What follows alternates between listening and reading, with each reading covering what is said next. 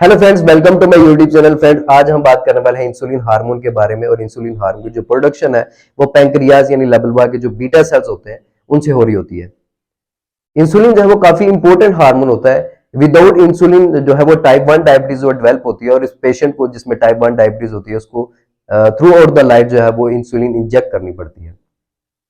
ये काफी important hormone जरूर है, लेकिन हाइपर सिक्रीशन होने की वजह से, जो कि 80% लोगों में हाइपर सिक्रीशन होने की वजह से फर्दर कॉम्प्लिकेशंस होती हैं। फॉर एग्जांपल, जो कार्बोहाइड्रेट मेटाबॉलिज्म है, अगर उसकी बात करें तो नॉर्मली इंसुलिन जो है वो ग्लूकोज जब भी बढ़ेगा आपके ब्लड के अंदर, जब भी आप फूड इंटेक करते हो ब्लड ग्लूकोज लेवल बढ़ जाता है, जो कि ट्रिगर करता है इंसुलिन को। इंसुलिन की फॉर्मेशन इंक्रीज हो जाती है ताकि ग्लूकोज जो है उसको डाउन किया जा सके। वो इस तरह से कि एक तो जो अपटेक है ग्लूकोज का सेल्स के अंदर वो इंक्रीज हो जाए, एंड सेकेंडली जो यूटिलाइजेशन है ग्लूकोज की इन द सेल्स वो भी इंक्रीज हो जाए।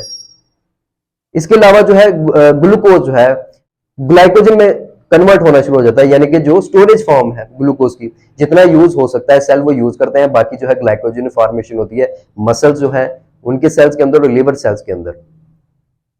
लेकिन अगर इंसुलिन बहुत ज्यादा हाई रहती है तो उसकी वजह से इंसुलिन रेजिस्टेंस होती है किसी पेशेंट में, तो फिर क्या होगा, इंसुलिन अपना काम नहीं कर पाएगी। तो क्या होगा कि ब्लड ग्लूकोज लेवल नॉर्मली जो वो डाउन कर रहा था, एक तो वो सेल के पास ग्लूकोज को भेज रहा है, सेकेंडली वो ग्लूकोज को ग्लाइकोजन में कन्वर्ट कर रहा था, अब वो फंक्शन परफॉर्म नहीं हो पाएगा, जिसकी वजह से हाइपरग्लाइसीमिया रहेगा, जिसकी वजह से जो है ग्लूकोज लेवल ब्लड के अंदर इंक्रीज हो जाएगा और डायबिटीज डेवलप होती है।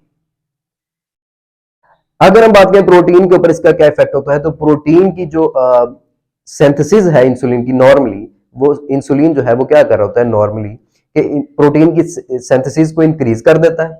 जो कैटाबॉलिज्म होती है, जो ब्रेक डाउन होती है प्रोटीन की, वो डिक्रीज हो जाती है नॉर्मली, यानी कि मसल्स जो है वो बिल्डअप हो रहे होते हैं। लेकिन जब इंसुलिन रेजिस्टेंस होगी, जब इंसुलिन अपना काम ठीक से परफॉर्म नहीं कर पाएगी, तो क्या होगा, वो तो होगा ये कि जो प्रोटीन की सिंथेसिस थी वो नहीं होगी, बल्कि प्रोटीन की कैटाबॉलिज्म स्टार्ट हो जाएगी, यानी मसल जो है वो ब्रेक डाउन होना शुरू हो जाएंगे, मसल्स जो है वो साइज में रिड्यूस होना शुरू हो जाएंगे। आप देखोगे इंसुलिन रेजिस्टेंस वाले पेशेंट को, तो उसकी जो आर्म्स होंगी, उसकी जो लेग्स होंगी, उसका जो हिप रीजन होगा, उसके जो मसल्स हैं श्रिंक होने की वजह से ये थिन हो जाएंगी। अगर हम बात करें फैट मेटाबॉलिज्म की, तो इंसुलिन जो है वो फैट स्टोरेज और फैट सिंथेसिस दोनों को इंक्रीज करता है, यानी कि फैट फॉर्मेशन भी, फैट का बनने का अमल भी इंक्रीज होता है, ज्यादा होता है, और जो फैट की स्टोरेज है वो भी ज्यादा होती है। अब बहुत सारे लोगों को यही लगता है कि अगर हम डाइट के अंदर फैट लेंगे, अगर हम कोई भी फैटी फूड लेंगे तो हमारी बॉडी के अंदर फैट बढ़ जाएगा।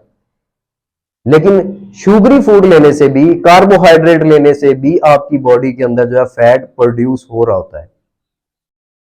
लेकिन ये जो कार्बोहाइड्रेट से बना हुआ फैट होता है ये ज्यादा डेंजरस होता है, ये 3 टाइम मोर डेंजरस होता है एज कंपेयर टू उस फैट के, तो जब आप अपनी डाइट में फैट की शक्ल में, फैट की फॉर्म में ऐड कर रहे होते हो।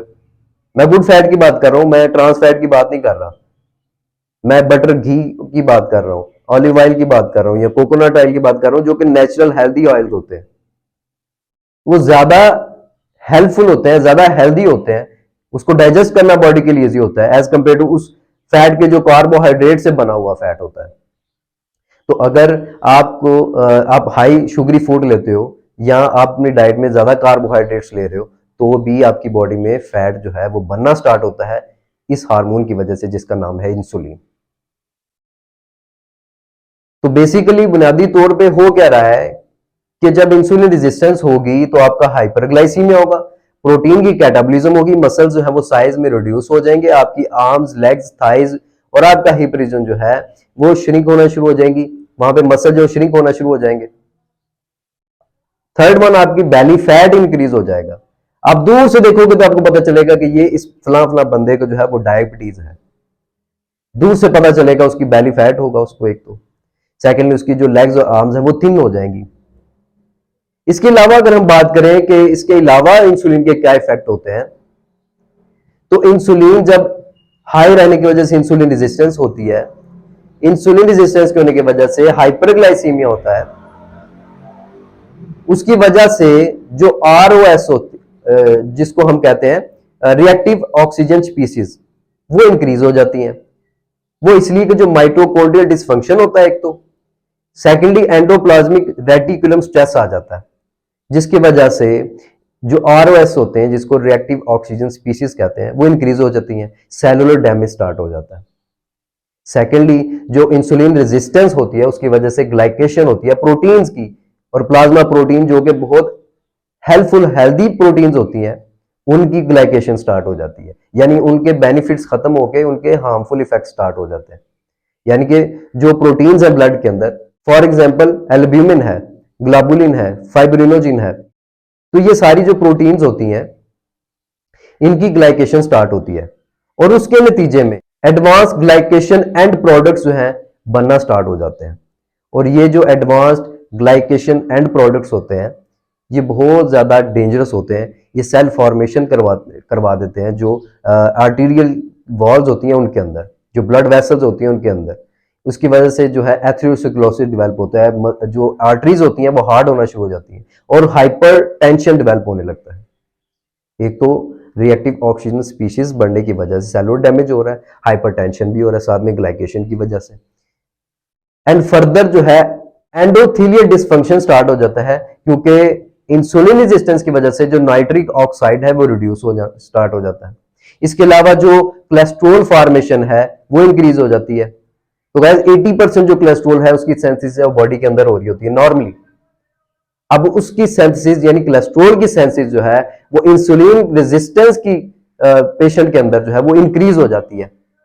वो इसलिए कि जो कोलेस्ट्रॉल फॉर्मेशन के लिए एक एंजाइम होता है जिसका नाम होता है HMG CoA रिडक्टेज, बहुत सारी मेडिकेशन जो है वो इस एंजाइम के ऊपर इफेक्ट करती हैं और आपका जो कोलेस्ट्रॉल लेवल है वो रिड्यूस करती हैं। बहुत सारी मेडिसिन जस्ट इसी हार्मोन एंजाइम के ऊपर, इसी एंजाइम के ऊपर इफेक्ट करती हैं। तो इंसुलिन रेजिस्टेंस की वजह से ये एंजाइम एक्टिवेट हो जाता है। जब ये एंजाइम एक्टिवेट होगा तो कोलेस्ट्रॉल फॉर्मेशन इंक्रीज हो जाएगी।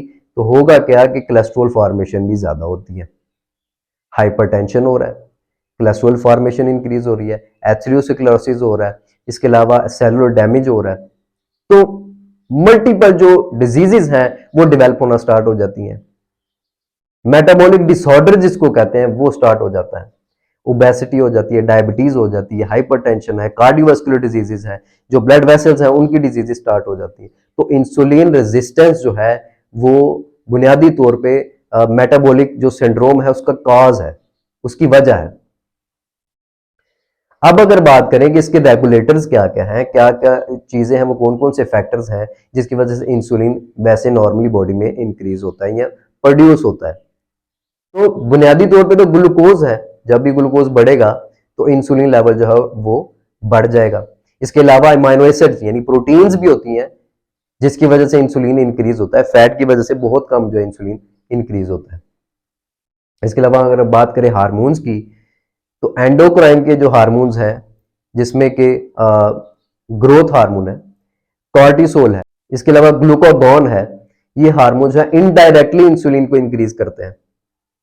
और अगर हम गैस्ट्रिक हार्मोन की बात करें तो उसमें कोलिसाइटोकाइनिन्स हैं, ये गैस्ट्रिन हार्मोन्स हैं जो कि जीआईटी के हार्मोन्स होते हैं, ये भी रेगुलेट कर रहे होते हैं। तो हाइपर अगर इनकी सक्रीशन हो, हाइपर सक्रीशन होगी इन्हीं हार्मोन्स की, तो भी इंसुलिन जो है वो इंक्रीज हो जाता है। अगर हम बात करें कि डाइटरी जो इसका ट्रीटमेंट है वो क्या है, डाइट के जरिए इसका ट्रीटमेंट कैसे हो सकता है, तो सबसे पहले आपको जो है वो अवॉइड करना है कार्बोहाइड्रेट्स को, हाई का शुगरी फूड को, या फिर आप फैट और कार्ब का जो कॉम्बिनेशन है वो अवॉइड करोगे।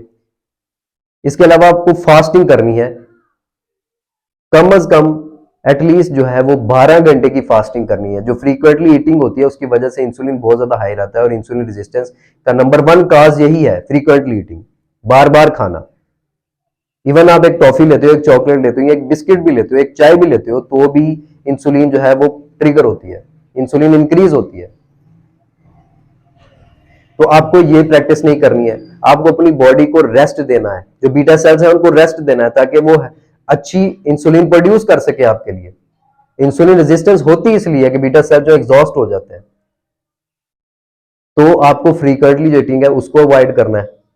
इसके अलावा जो ट्रांस फैट है वो आपने रिमूव करने हैं, जो ट्रांस फैट होते हैं, गुड फैट ऐड करें। कुछ हर्ब्स और स्पाइसेस होती हैं वो ऐड करें, जैसे टर्मेरिक है, सिनेमन है, गार्लिक है, तो आप ये हर्ब्स और स्पाइसेस हैं वो ऐड करो। इसके अलावा एप्पल साइडर विनेगर, जो सेब का सिरका होता है, वो बहुत ही अच्छा होता है। आप डेली अपने ब्रेकफास्ट से पहले जो है वो 1 से 1.5 चम्मच जो है, जो बड़ा चम्मच होता है खाने का, टेबल स्पून जिसको कहते हैं, वो ऐड करो 1 गिलास पानी के अंदर। और वो 1 गिलास पानी जो है एप्पल साइडर विनीगर यानी सेब के सिरके वाला, वो मॉर्निंग के टाइम पियो आप। इसके अलावा फ्रेंड्स, आपको स्ट्रेस को ओवरकम करना है, अच्छी नींद को जो है वो अच्छी जो नींद है वो होनी चाहिए आपकी। तो ये सारे फैक्टर्स हैं जिसकी वजह से आपका इंसुलिन जो है वो डाउन रहेगा, आपका इंसुलिन जो है वो नॉर्मल लेवल पे रहेगा, जो कि बहुत इंपॉर्टेंट है। अगर ऐसा नहीं होगा तो ये सारी कॉम्प्लिकेशंस, ये मेटाबॉलिक डिसऑर्डर जो है वो आपको होने वाले हैं। आई होप गाइस ये काफी इंफॉर्मेटिव रही होगी आपके लिए वीडियो। अपना बहुत सारा ख्याल रखिएगा। अल्लाह हाफिज।